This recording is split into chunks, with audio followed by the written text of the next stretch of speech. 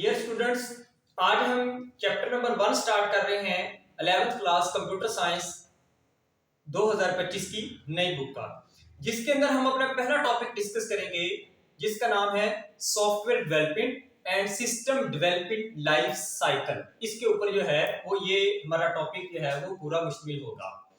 सबसे पहले हमें इस बात के बारे में बिल्कुल क्लियरली डिफरेंस पता होना चाहिए कि सॉफ्टवेयर डेवलपमेंट क्या चीज होती है और सिस्टम डेवलपमेंट लाइफ साइकिल क्या चीज है।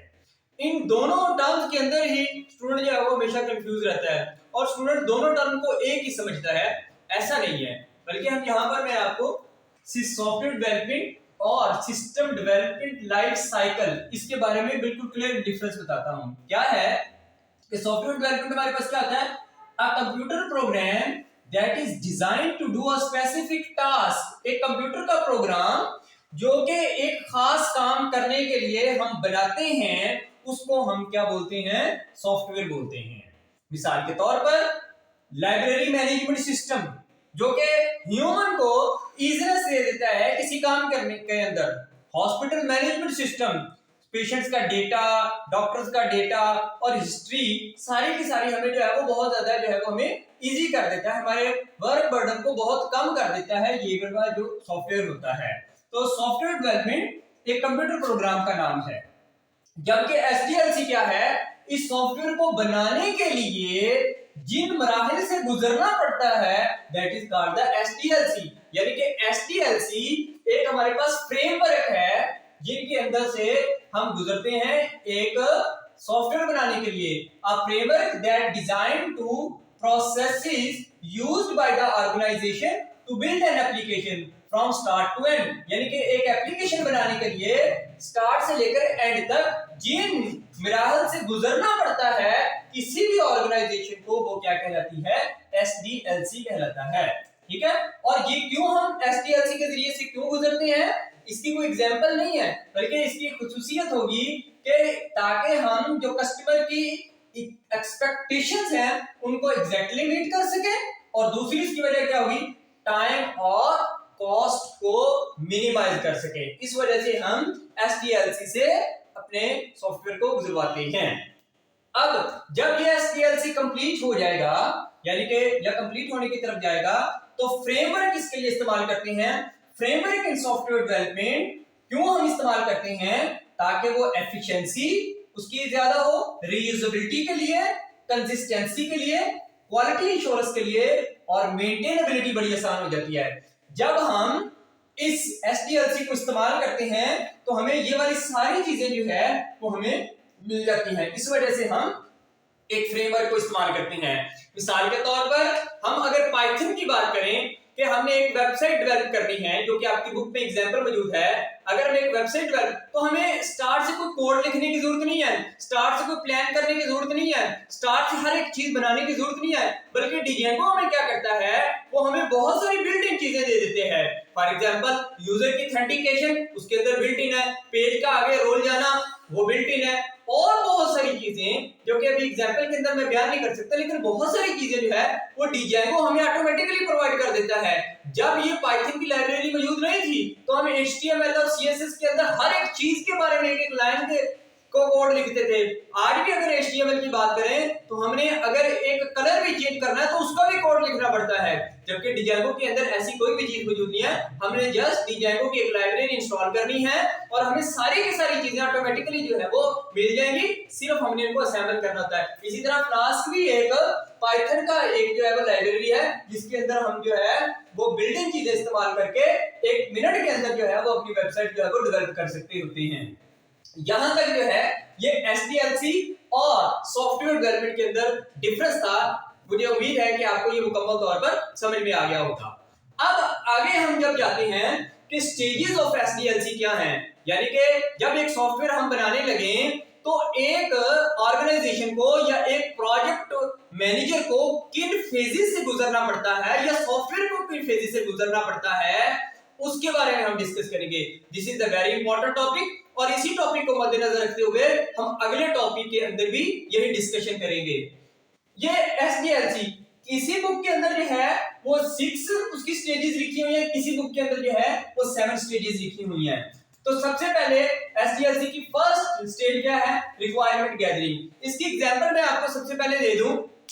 मिसाल के तौर पर अगर हमने एक घर बनाना है तो सबसे पहले हम घर बनाने के लिए, ऐसा नहीं है कि हमने सोचा और घर बनाना शुरू कर दिया, ऐसा नहीं होता, बल्कि हम सबसे पहले अपना प्लान करते हैं, हमारी रिक्वायरमेंट्स क्या क्या है। हम देखते हैं कि हमने कितने रूम्स रखने हैं, किस जगह पर वॉशरूम रखना है, किस जगह पर किचन रखना है, डबल स्टोरी होगा, सिंगल स्टोरी होगा, ट्रिपल स्टोरी होगा।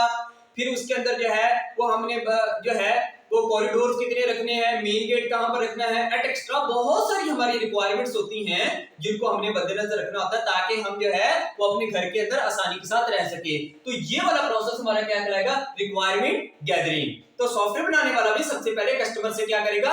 रिक्वायरमेंट्स जो है वो गैदर करेगा।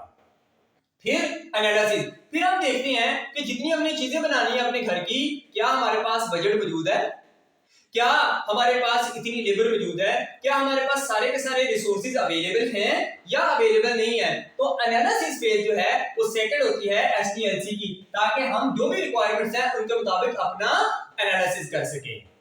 तीसरे नंबर पर फिर हम जो है वो उसका एक मैप बनवाते हैं, यानी कि उसका ब्लूप्रिंट बनवाते हैं, ताकि हम इस मैप के जरिए से अपने मेसन को दे सके और वो जो है वो बिल्डिंग बनाएगा। ठीक है, तो यहां पर हम डिजाइन पैटर्न इस्तेमाल करेंगे, बने बनाए डिजाइन पैटर्न भी इस्तेमाल करते हैं और बाद का जो है वो हम नए डिजाइन पैटर्न भी बनाते हैं। तो this is the design phase. फिर उसके बाद जब हम अपना एक नक्शा बनवा लेते हैं, फिर उसके बाद हम जो है वो मेसन को देते हैं, या जो भी हमारे पास जो है वो ठेकेदार होता है उसको हम प्रोवाइड करते हैं, ताकि ये वाला स्ट्रक्चर जो है वो बिल्ड करना शुरू कर दे। तो this is the coding phase, जहां पर हम एक्चुअली सॉफ्टवेयर डेवलपिंग कर रहे होते हैं।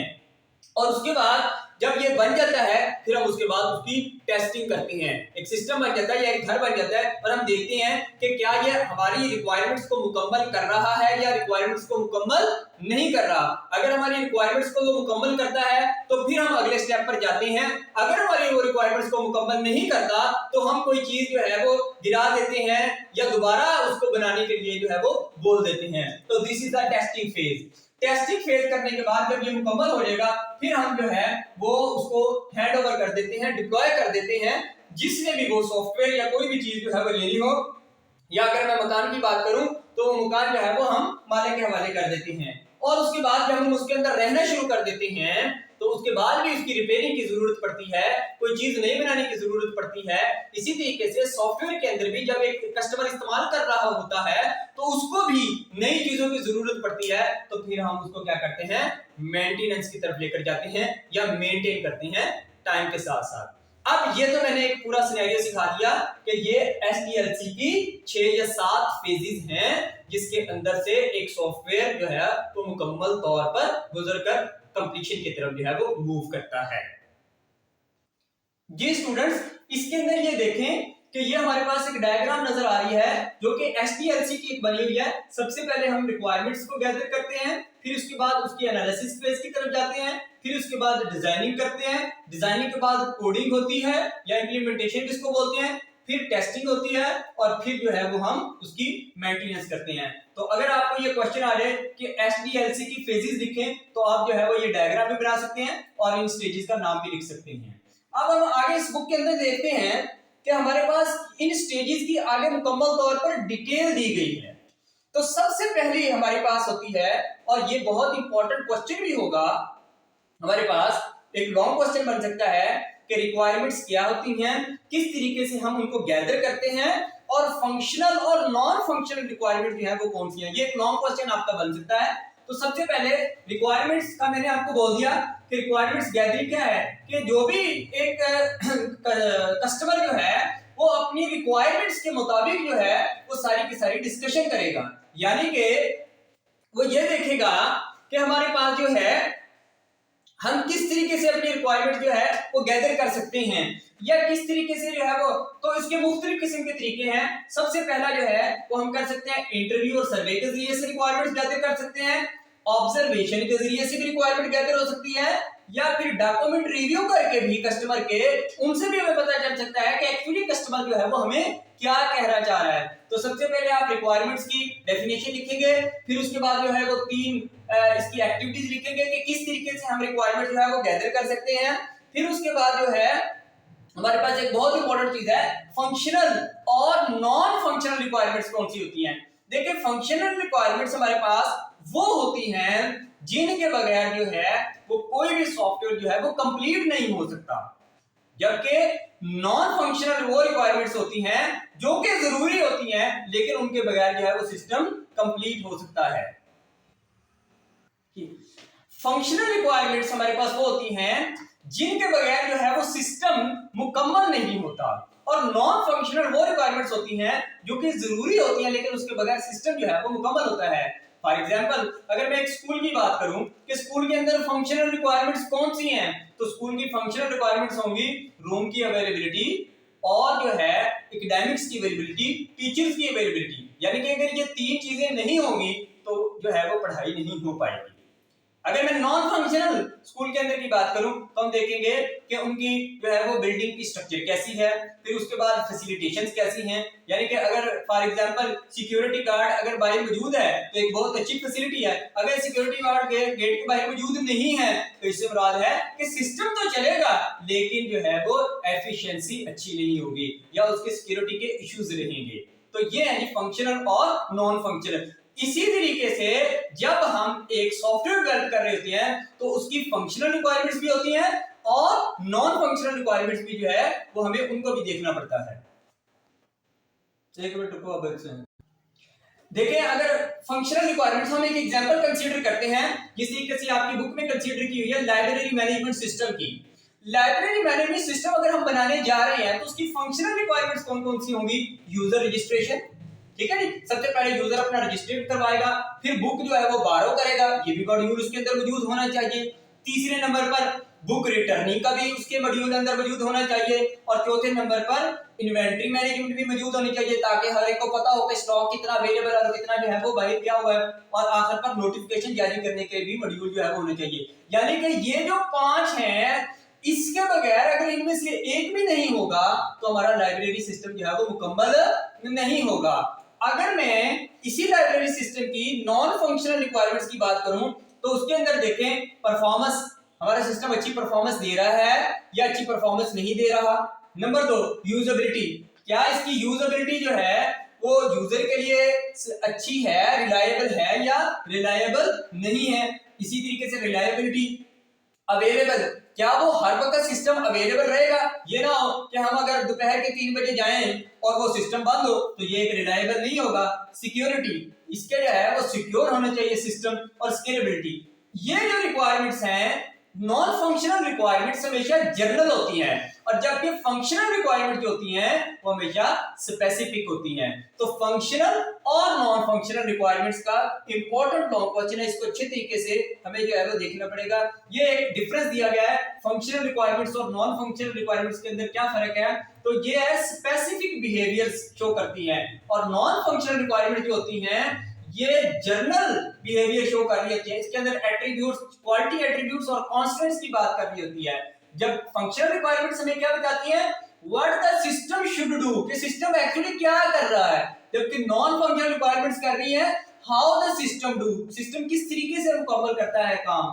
एग्जांपल इसके अंदर ये जिस तरीके से यूजर कैन बारो बुक्स, यानी कि अगर ये मॉड्यूल हमारे लाइब्रेरी सिस्टम के अंदर मौजूद नहीं होगा तो वो एक मुकम्मल सिस्टम नहीं है, जबकि अगर सिस्टम की सिक्योरिटी भी मौजूद नहीं है तो फिर भी सिस्टम जो है वो मुकम्मल होगा लेकिन जो है वो एफिशिएंट नहीं होगा। ठीक है जी, तो ये 4 डिफरेंस जो है वो फंक्शनल और नॉन फंक्शनल के लिए आपको दिए गए हैं। दूसरी स्टेज फिर हम आ जाती है हमारे पास जिसको हम डिजाइन स्टेज कहते हैं। डिजाइन के अंदर यानी कि जब हमने एक यूजर से सारी की सारी रिक्वायरमेंट्स गैदर कर लेते हैं तो फिर प्रोजेक्ट मैनेजर जो है वो उसके ऊपर प्लान करता है, यानी कि उसकी एक डायग्राम क्रिएट करेगा कि ये सारे का सारा सिस्टम बनेगा कैसे, उसका एक मॉडल डेवलप किया जाएगा। That is the very important stage. Model development जो है ये एक बहुत ही इंपॉर्टेंट जो है वो एक स्टेज होगी। Model development. और अगला जो टॉपिक होगा उसके अंदर हम मॉडल ही पढ़ेंगे कि कितने सॉफ्टवेयर मॉडल्स होते हैं जिनके ऊपर जो है वो ये सारे सॉफ्टवेयर जो है वो बनते हैं। फिर ये मॉडल को फॉलो करने के बाद फिर उसका आर्किटेक्चर एक डिजाइन किया जाएगा और रिक्वायरमेंट्स को देखा जाएगा कि ये जो आर्किटेक्चर बना हुआ है ये गिवन रिक्वायरमेंट्स को मीट कर रहा है या गिवन रिक्वायरमेंट्स को मीट नहीं कर रहा। That is the very important. तो डिजाइन फेज के अंदर जो है वो हम ये चीज जो है वो मुकम्मल करते हैं। उसके बाद जो है वो एक्चुअली डेवलपमेंट स्टार्ट हो जाती है, यानी कि अब कोडर जो है वो अपना काम करना जो है वो शुरू कर देता है। इससे पहले एनालिसिस होता है, लेकिन एनालिसिस के अंदर हम कॉस्ट देखते हैं, टाइम देखते हैं, रिलायबिलिटी देखते हैं, सिक्योरिटी वगैरह देखते हैं। अब जो है वो हमारे पास डेवलपमेंट स्टार्ट हो जाती है एक्चुअली, यानी कि हमने ये देखना होता है कि हम ये सॉफ्टवेयर किस लैंग्वेज के अंदर बनाएंगे, उसके लिए हम एक स्पेसिफिक लैंग्वेज इस्तेमाल करेंगे, फिर उसका इंटीग्रेटेड डेवलपमेंट कौन सा इस्तेमाल कर रहे हैं उसके तहत जो है वो काम करेंगे, कौन सा फ्रेमवर्क यूज करेंगे, एट एक्स्ट्रा जो भी नई नई चीजें आ गई हैं उनको इस्तेमाल करके मुकम्मल तौर पर ये डेवलपमेंट जो है वो यानी कि जो सॉफ्टवेयर की जो कोडिंग है वो इस फेज के अंदर मुकम्मल हो जाएगी और सिस्टम जो है वो रनिंग फेज के अंदर जो है वो इसके बाद आ जाएगा। इसके बाद जो है वो हमारी टेस्टिंग शुरू हो जाएगी, यानी कि टेस्टिंग के अंदर जो है वो अगर हम देखेंगे कि टेस्टिंग के अंदर ये बहुत इंपॉर्टेंट है, testing and requirements, these are the very important stages in the SDLC. Testing के अंदर आपकी बुक में तो बिल्कुल थोड़ी सी टेस्टिंग दी हुई है, टेस्टिंग तो एक पूरी इंजीनियरिंग है और टेस्टिंग की बहुत टाइप्स हैं, जिस तरीके से अल्फा टेस्टिंग है, बीटा टेस्टिंग है, वाइट टेस्टिंग है, ब्लैक टेस्टिंग है और फंक्शनल टेस्टिंग है, यूनिट टेस्टिंग है, मॉड्यूलर टेस्टिंग है, बहुत सारी इंटीग्रेटेड टेस्टिंग है। तो यहाँ पर आपकी बुक में सिर्फ 3 छोटी-छोटी टेस्टिंग की फेज दी गई है। ये एक शॉर्ट क्वेश्चन आपके पेपर में इंक्लूड हो सकता है। फंक्शनैलिटी टेस्टिंग हम करते हैं, नंबर 2 परफॉर्मेंस टेस्टिंग करते हैं और नंबर 3 कंपैटिबिलिटी टेस्टिंग करते हैं। फंक्शनैलिटी टेस्टिंग के अंदर हम क्या देखते हैं, फंक्शनैलिटी टेस्टिंग के अंदर हम देखते हैं कि जो यूजर ने हमें कहा था काम करने के लिए क्या वो मुकम्मल हो रहा है या वो नहीं हो रहा। परफॉर्मेंस टेस्टिंग के अंदर हम क्या देखेंगे, क्या वो काम मुख्तलिफ कंडीशंस के अंदर या हाई ट्रैफिक के अंदर भी होता है या वो नहीं होता। फिर तीसरे नंबर पर कि क्या वो सिस्टम का कंपैटिबल है या नहीं है, यानी कि अगर एक हमने एक चीज डेवलप कर दी ऑब्जेक्टिव सी के अंदर और फिर हम उसको विंडोज वाले सिस्टम के ऊपर चला रहे होंगे तो ये ऐसा मुमकिन नहीं होगा। ठीक है, तो कंपैटिबिलिटी भी जो है वो एक टेस्टिंग के अंदर जो है वो शामिल होगी कि हमने अपने रिसोर्सेज को भी देखना है कि हम जिस लैंग्वेज के अंदर उसको काम बना रहे हैं क्या उसका रिसोर्स हमारे पास अवेलेबल है या अवेलेबल नहीं है। तो ये है हमारे पास टेस्टिंग फेज। टेस्टिंग फेज के बाद जो है वो हमारे पास स्टार्ट हो जाती है डिप्लॉयमेंट। डिप्लॉयमेंट से मुराद है कि हम जब सिस्टम बना लेते हैं तो अब हमने उसको यूजर के हैंड ओवर करना है, यानी कि यूजर को देना है। तो यूजर को जब हम सॉफ्टवेयर देंगे तो सबसे पहले हम उसकी 3 चीजें देखेंगे, 3 चीजें करेंगे इस डिप्लॉयमेंट फेज के अंदर। नंबर 1 हम उसको इंस्टॉल कर देंगे उसके सिस्टम के अंदर। नंबर 2 कॉन्फ़िगर कर देंगे, यानी कि जो भी रिक्वायर्ड सॉफ्टवेयर है उनको जो है वो उसके साथ जो है वो कॉन्फ़िगर कर देंगे। और नंबर 3 फिर वहां पर हम रियल वर्ल्ड यानी कि एक्चुअली वहां पर एक खुद ट्रायल जो है वो कर देंगे कि ये सिस्टम जो है वो मुकम्मल तौर पर ठीक तरीके से वर्किंग कंडीशन के अंदर है या नहीं है। तो इन चीजों को जो है वो हम देखते हैं और एट द एंड जो है वो हम देखेंगे कि अगर कभी यूजर को सॉफ्टवेयर के अंदर प्रॉब्लम आ जाती है यूज करते हुए तो फिर हम उसको अपडेट कर देंगे, या कोई नया वर्जन आ गया है सिस्टम का तो फिर हम उसको मेंटेन करके देंगे। This is called the maintenance.